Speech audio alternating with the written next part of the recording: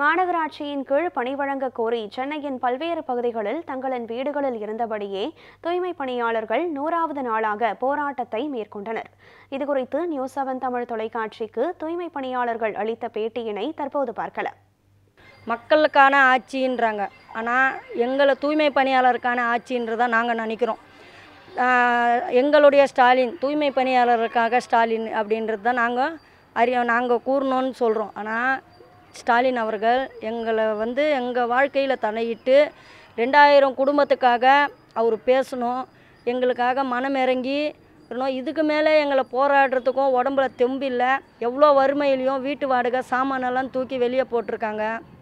இப்போ பார்த்திங்கன்னா 100வது நாள் மாண்புமிகு கலைஞர் அவர்கள் சமாதிக்கு போய் மனு கொடுக்கலான்னு இருந்தோம் இன்றைக்கி.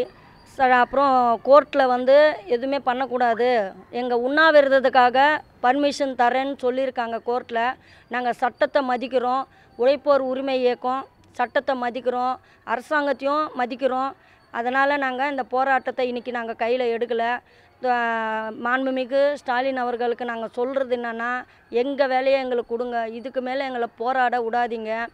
போராடினா ஆட்சி வருது, இன்னும் 2026 எலெக்ஷன் வரப்போகுது. தூய்மை பணியாளரும் சேர்ந்து உங்கள் பிரச்சாரம் பண்ணி உங்களை ஜெயிக்க வைக்கணுன்ட்டு தான் நாங்கள் பார்க்குறோம்.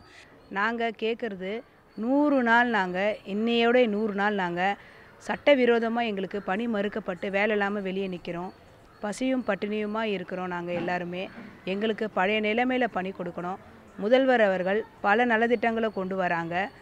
அவருடைய ஒரு விரல் புரட்சியாக ஒரே ஒரு கையெழுத்து அவர் போட்டாருன்னா எங்களுடைய வாழ்வாதாரம் எல்லாமே பாதுகாக்கப்படும். தூய்மை பணியாளர்களுடைய வாழ்க்கை மொத்தமாக பாதுகாக்கப்படும். அவங்களுடைய வாழ்க்கை தரம் மேம்படுத்தப்படும். அவர் தாயுள்ளம் கொண்டு அவர் எங்களுடைய இந்த பிரச்சனையில் நேரடியாக அவர் தீர்வு காணணும். இப்போ நாங்கள் 100 நாளாக வேலை இல்லாமல் இருக்கிறதுக்கு முதலமைச்சர் ஐயா யாரோ ஒருத்தருக்கோசம் இன்றைக்கி முதலமைச்சர் ஐயா எங்களுடைய வாழ்வாதாரத்தையும் எங்களுடைய கோரிக்கையும் ஐயா ஏற்றுக்காமல் இருக்கார். எங்களுக்கு வேலை கிடைக்கணும்னு நாங்கள் அவர்கிட்ட எங்கள் கோரிக்கையை நாங்கள் வைக்கிறோம். முதலமைச்சர் ஐயா இதில் கண்டிப்பாக எங்களுடைய பிரச்சனை அவர் நேரடியாக பார்த்து இது பேசினா தீர்வு காணா மட்டும்தான் எங்கள் வேலை கிடைக்கும். இந்த மாதிரி நாங்கள் இன்றைக்கி பசி பட்டினமாக இன்றைக்கி ஒவ்வொரு குடும்பமும் இன்றைக்கி 1500 பேர் 2000 பேர் இன்றைக்கி வேலை இல்லாமல் இருக்கிறதுனால ஒரு குடும்பமும் பசியில் நாங்கள் வறுமையில் இருக்கிறோங்க தோழர். நாங்கள் வீட்டு வாடகை கட்டமும் இல்லை. வீட்டிலேருந்து ஹவுஸ் ஓனர் வீடு பாத்திரம் எல்லாமே வெளியே தூக்கி வைக்கிற சூழ்நிலையில் இன்றைக்கி எத்தனையோ தொழிலாளிங்க இன்றைக்கி அதை இன்றைக்கி ரொம்ப எப்படி இக்கட்டான சூழ்நிலையில் நாங்கள் எல்லாருமே இருக்கிறோம். தள்ளப்பட்டிருக்காங்க அந்த அரசாங்கத்தால். முதலமைச்சர் ஐயா தீர்வு காணா மட்டும்தான் கண்டிப்பாக எங்கள் வேலை எங்களுக்கு கிடைக்கும். மக்கள் எங்கள் பக்கம், எதிர்கட்சிகள் எங்கள் பக்கம், கூட்டணி கட்சிகள் எங்கள் பக்கம்னு சொன்னாங்க. அப்போ ஸ்டாலின் ஐயா யார் பக்கம்? எங்கள் சைடு எங்கள் பக்கமாக இருந்தாருன்னா அவரே எங்களுக்கு ஒரு நல்லது செய்யலாம்ல. அவர் கொடுத்த வாக்குறுதி தானே நாங்கள் கேட்குறது. நாங்கள் வேறு எதுவும் கேட்கலையே. எனக்கு 2 பொம்பளை பசங்க இருக்காங்க. நான் வீட்டுக்கார் இல்லாமல் ரொம்ப கஷ்டப்பட்டுருக்கேன். எவ்வளோ கடன் வாங்கிட்டு வாடகை கொடுக்க முடியாமலாம் நான் கஷ்டப்பட்டுருக்கேன். இவ்வளோ கஷ்டத்துலேயும் அந்த வேலை தான் எங்களுக்கு முக்கியன்ற இதில் நாங்கள் இருந்தோம். இப்போ இந்த 3 மாதம் எனக்கு வேலை இல்லை. வேலை இல்லாமல் எவ்வளோ கஷ்டம் எனக்கு இருக்குது. வட்டி காசு நின்று போயிருக்குது, கொடுக்க வேண்டிய வாடகை நின்று போயிருக்குது. என் பொண்ணுக்கு 1 வருஷம் படிப்பே போச்சு. படிக்க வைக்கலான்னு இருந்தேன். என் பொண்ணுக்கு ஃபீஸ் கட்ட முடியாது, என் பொண்ணு காலேஜ் சேர்க்க முடியாது, நின்று போச்சு எனக்கு. இதுக்கெல்லாம் யார் பதில் சொல்கிறது? 3 மாதம் சம்பளம் இல்லாமல் வேலை இல்லாமல் ரொம்ப கஷ்டப்பட்டுருக்கேன். இந்த வாங்குகிற 20,000 சம்பளத்தில் தான் என் பிள்ளைங்களை நான் பார்த்துக்கிட்டு வளர்த்துட்டு இருந்தேன். என் வீட்டுக்கார் சேர்த்து 6 வருஷம் ஆகுது. இந்த சம்பளத்தை நம்பி தான் நான் இருந்தேன். இப்போ எனக்கு என் சம்பளமே இல்லைன்னா நான் என்ன பண்ணுறது? என் பிள்ளைங்களை எப்படி வளர்க்குறது?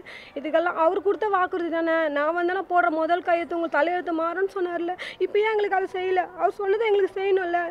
நாங்கள் இந்த 100 நாள் ஆயிடுச்சு. இன்னையோட 100 நாளாகவே எங்கள் வாழ்வாதாரத்தை இறந்துட்டு நாங்கள் எவ்வளோ போராடுறோம். முன்னாடியில் உக்காஞ்சோம்.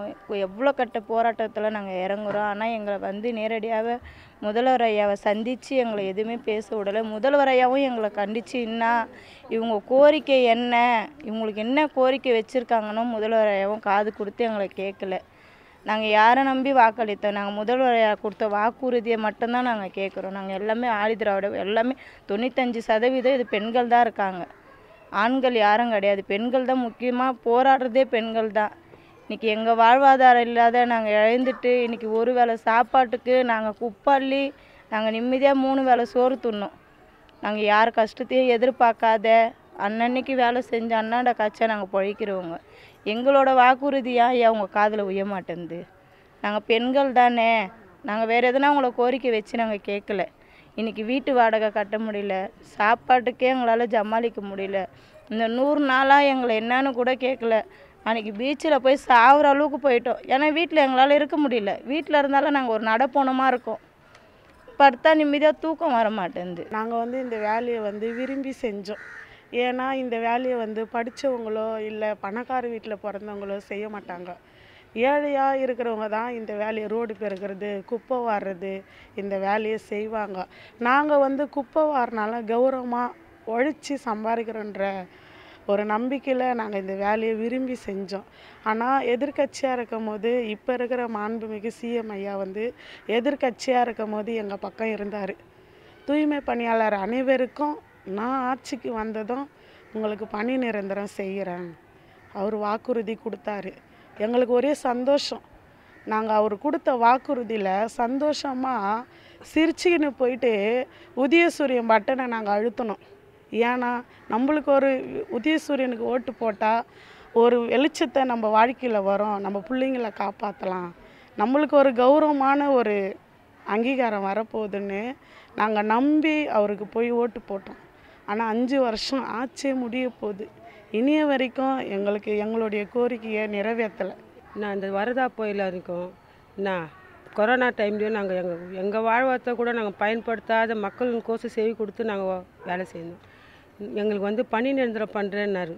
நான் அந்த பணி நிரந்தர வாக்குறுதியை நிறைவேற்றலை. நாங்கள் இது வரைக்கும் 13 நாளாக ரிப்பன் பில்டிங்கில் போராடணும். எங்களுக்கு யாரும் செவி சாய்க்கலை. எல்லா இடத்தையும் நாங்கள் முற்றுகைத்து போராடணும். எங்கேயுமே எங்களுக்கு அரசாங்கம் ஒரு பக்கமும் செவி சாய்க்காத இருக்குது இந்த அரசாங்கம். இப்போ நாங்கள் ஒரு 2 நாளைக்கு முன்னாடி நாங்கள் மெரினா பீச்சில் போயிட்டு எங்கள் தொழிலாளி எல்லாம் மன உடைச்சலுக்கு ஈடுபட்டுட்டு வேதனையோடு போய் அங்கே யாருமே எங்களுக்கு செவி சாய்க்கலேன்னுட்டு நான் போய் அங்கே தற்கொலைக்கே போய் ஈடுபட்டு அங்கே இறங்கிட்டாங்க கடலில். அங்கேயே எங்களை ஈடுபட்டு போலீஸ்காரங்க ஒடுக்கட்டியாக எங்களை இழுத்து நீங்கள் எங்கே இங்கே வந்தீங்க, எதுக்கு வந்தீங்கன்னு சொல்லிட்டு எங்களை எல்லாருமே எங்கள் வாழ்வாதாரத்துக்கோசம் நாங்கள் வந்தோம். எங்களை மன உடைச்சலாக ஆக்கிட்டாங்க இந்த அரசாங்கம். ஏன்னா இவ்வளோ எல்லாமே சகோதரிக்கு தான் வந்துக்கிறாங்க. எல்லாமே லேடிஸ் தான் நாங்கள் ஒர்க் பண்ணுவோம். மொத்த பேருமே இந்த தூய்மை பணியாளர். எங்களுக்கு எங்கேயுமே எங்கள் பதிலுக்கு ஒரு செவி சாய்க்காது இருக்குது இந்த அரசாங்கம். எதனால இப்படி மௌன சாட்சின்னு இருக்குது.